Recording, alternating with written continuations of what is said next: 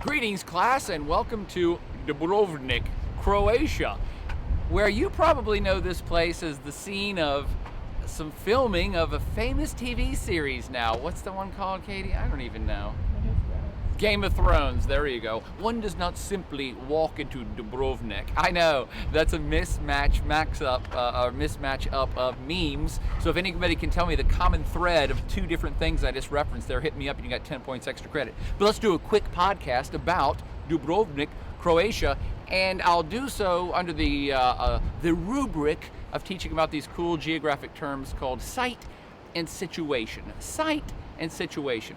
What is the site of a town, and what is the situation around it, which leads it to become a really big, huge, big deal city, or perhaps decline into nothingness? Dubrovnik is a fascinating tale of site and situation in that it's done both. Now, these terms, site and situation, I say they're geographic, but they're really just general terms, but they're often applied to urban geography to describe the history and evolution of big cities versus small towns. So let's do it in the context of this awesome place. Where is Dubrovnik, Croatia? It's not even the capital of anything, but it used to be the center of this huge republic. It used to be the capital of the Republic of Ragusa, which you've probably never even heard of the Republic of Ragusa, have you? Have you ever heard of Venice? I'll bet you've heard of Venice. Venice back in the day was this huge maritime trading epicenter kind of city-state that was super wealthy and had territory and actually controlled maritime trade throughout the Mediterranean, and billions of dollars poured into the city because of its wealth. Guess what? That's the story of Dubrovnik too. Now, let me get back to these terms and we'll compare Dubrovnik to Veneto a little bit more. That is Republic of Venice. Now, the site here is that we are on almost the absolute southern tip of this modern sovereign state that we call Croatia. Used to be part of Yugoslavia, way down on the coast. In fact, this is easily the last biggest kind of town / city before you keep going down the coast and it turns into Montenegro. And it's fascinating in that its site is awesome because you see all these hills and the mountains that kind of go straight down into the water. It's a great site because it has a natural harbor. It's a deep water harbor, which is awesome for maritime trade 1,000 years ago or 5,000 years ago, but even in the modern era. It's also great because the mountains have water. I believe it's a karst topography district, which means there's a lot of fresh water locked up into the mountains too. So if you wanted to start up a great place, a great maritime trade center back in the day, you'd have to have deep water ports. Dubrovnik has it. And access to fresh water. Dubrovnik has that as well. Now, this is a place that has been habitated for at least a couple thousand years, and the city was supposedly founded maybe 700, 800 AD by kind of post-Roman type people and other ethnic folks from around the Balkan Peninsula. There is a theory, actually, that the Greeks set this up as a city-state maybe even 1,000 years before that. So it's kind of contested how old this fortification actually is because it's such an awesome site. See, that's what's here. It's a great site. It's also a great site, and you see this because of the walls, and the reason that they film that show here is that it's a very defendable site, and they built up the city walls starting about 700-800 years ago when wealth really started to pour into this place, and it is, I think, even in today's world, one of the 10 best still intact fortified walled cities. It was never breached in its heyday. It was never conquered by sea. And it's, again, because of its great site. Look at this little peninsula. It's jutting out here. And then they built these ginormous walls to protect it. And it's a great site to defend. You really can't get into this place. And no one ever did. So that's the site that is the current city of Dubrovnik, that may have been here for at least 1,500 years, maybe closer to 2,500 years that people have been habitating this place. But what's its situation? Why is that so interesting? Why does that play into the fortified city walls and the wealth that this place has? Because, friends, let me tell you, this is an awesome place to visit. Not just because you're a Game of Thrones fan. This is a really kind of rich part of planet Earth. It's a huge tourist destination for Europeans and increasingly Americans. I've actually heard nobody speak anything but English the whole week I've been here. So a lot of wealth is starting to pour back into Dubrovnik right now. So what's its situation? How did it get rich? Then how did it kind of disappear, which is why you don't know anything about it in history, and how is it getting rich again? Because of its situation. What's happening, relatively speaking, around this area? Well, as I suggested, back in the day, it's a great site to start a city in, and somebody did, whoever it was. But then it slowly built into a kind of a trading empire. And again, the Republic of Ragusa was one. The Republic of Venice up that way. By the way, we're on the Adriatic Sea. A couple more things about the site. So we're on the Adriatic Sea, leading down to the Mediterranean Sea that way. Over that way is Italy. Up the Adriatic is where the Republic of Venice is. And there was actually another great trading city-state called Ancona, which was directly across from here, almost due west on the Italian coastline. And the Republic of Ancona and the Republic of Ragusa were kind of best buddies to fend off the growth and power of the Republic of Venice. Because all three of these states in the Middle Ages, in medieval times, became these great fortified walled cities because they were protecting the wealth that they had in trading goods and services and spices and gold and silver. And actually this particular part of the planet produced a whole lot of salt. Salt was a very valuable commodity back in the day. So you're looking at the 1200s, the 1300s. This is a city-state, kind of independent. You can consider it kind of a kingdom if you want, but it's more like a city-state in its own right. Then this was the epicenter that started to build up a bigger empire up the Dalmatian coast. So Adriatic Sea, over on the Croatian coast, it's also called the Dalmatian coast. Croatian, Dalmatian, I know it rhymes. And the Republic of Ragusa grew in power and wealth the same way that Venice did, through trade, through buying stuff for as far away as the Far East, moving stuff through the Middle East to all points in Europe and around the Mediterranean. And tremendous amounts of wealth started to roll in here in the 1300s, 1400s, and 1500s. So much so that the real highlight of power for this particular town that we now call Dubrovnik, Republic of Ragusa back in the day, that in the 15th and 16th centuries, it was at the heights of Mediterranean power, rivaling Venice and other trading empires around the Med.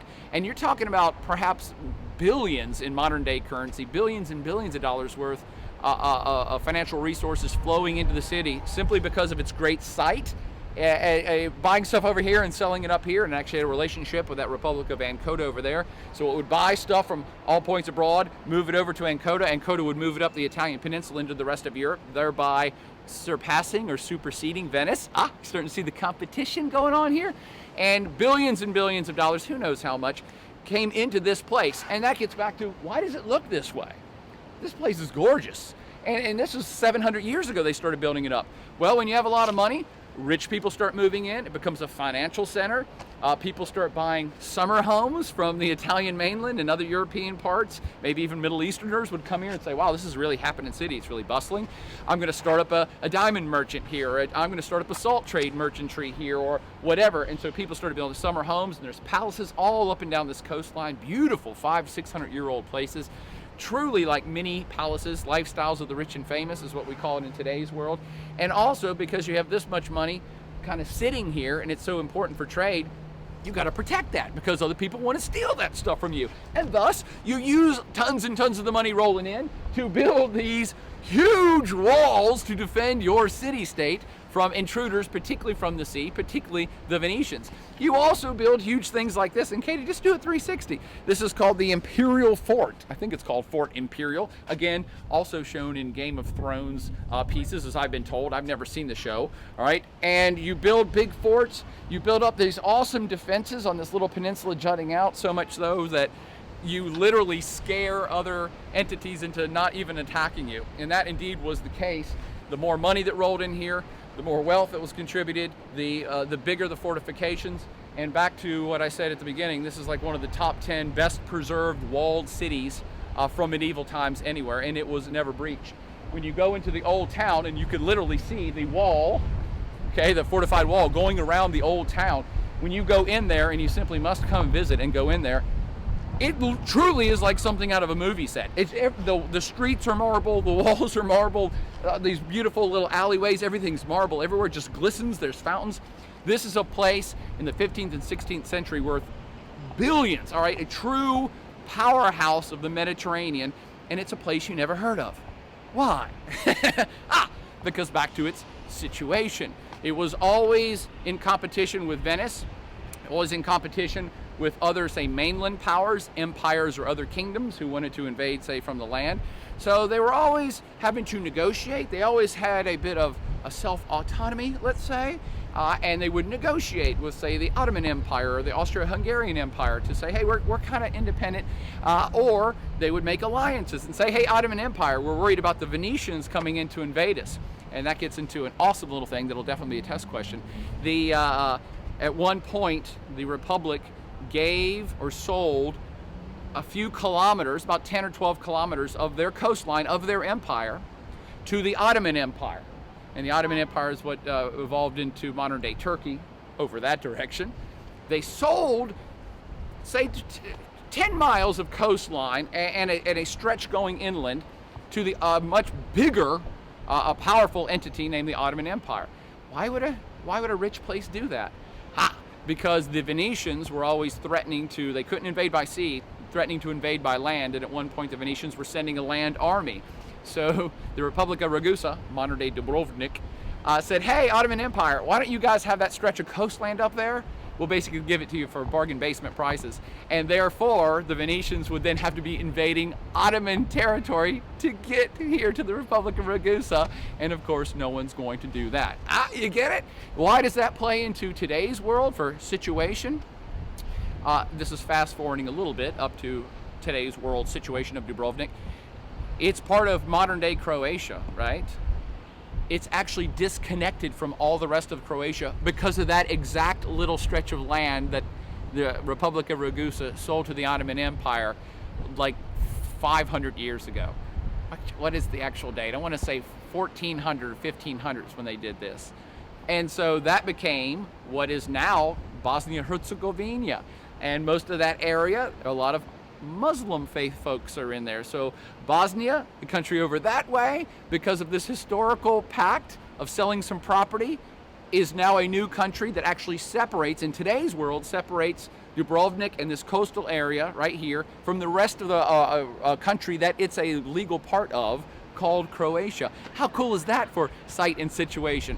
But back to the situation to round it up into today's world. You haven't heard of Dubrovnik per se, probably most of you have not, and you've probably never heard of the Republic of Ragusa. What happened? The situation changed.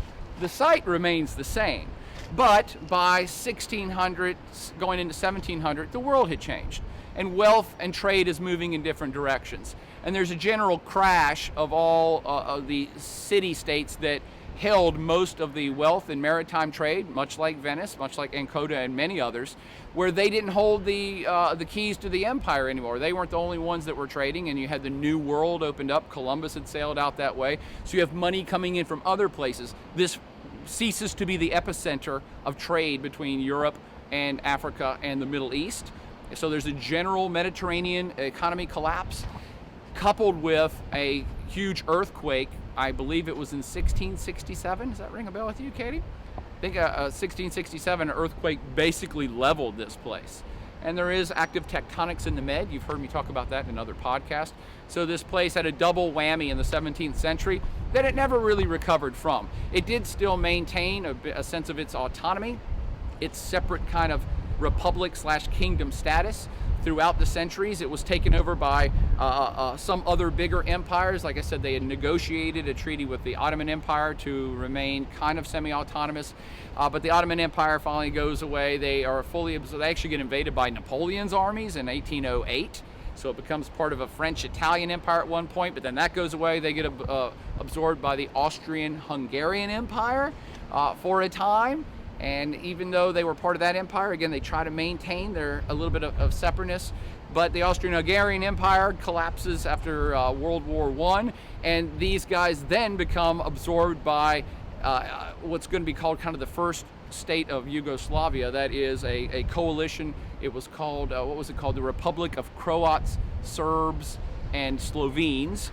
And so that group of ethnic folks from all across this side of the Balkan Peninsula unite into a kind of a single republic/kingdom and absorb other territories like this. That's going to turn after World War II into Yugoslavia, where you have 6 different entities from this side of the Balkan Peninsula that unify into a socialist state of Yugoslavia. And at that point, this little area the former Republic of Ragusa at this point gets absorbed into the Croatian Socialist Republic, part of Yugoslavia, and thus the end of the story is communism collapses, the state of Yugoslavia collapses and turns from one sovereign state into 6 different republics, and here we are back into the situation that is today's Dubrovnik. It had been absorbed at one point in history into Croatia, and here in the modern era, it turns back into a city, the southernmost big city in the now current 21st century state of Croatia, down on this beautiful Dalmatian coast. Is that the end of the story? Sure it is, except to just identify what's so awesome about the site and situation of Dubrovnik now in 2015. It's not a trading center anymore. The site hasn't changed. The site is still here and the site still looks awesome. But the situation has changed. And money is actually starting to roll back in here. Maybe it has been for decades now, since the fall of communism, since Yugoslavia went away, is that this place historically used to be a playground and a vacation area for Europeans. Mostly Italians, right over from that way. The Swiss and Germans come here in droves, and Dubrovnik is easily the most visited city on the Adriatic, with the possible exception of Venice. These are 2 areas that used to be awesomely rich, who built up awesome palaces and awesome infrastructure at the height of their power, and now, all these centuries later, they're super awesome places to visit. So Dubrovnik, part of Croatia, is a huge tourist mecca. I mean, it is packed with tourism in here, bringing in tons of money for people who want to see these awesome places, and of course money also rolls in for them to film Game of Thrones here. Why would Game of Thrones want to come visit this place? Because of the site and situation, that it's a accessible democracy, high GNP economy, easy to get to, friendly, speaks multiple languages, place to work and film, and it looks beautiful and people love it. That, my friends, is the site and situation, and a very brief history of this awesome place called Dubrovnik, Croatia. You simply must come and visit, because winter is coming, I've been told. Party on.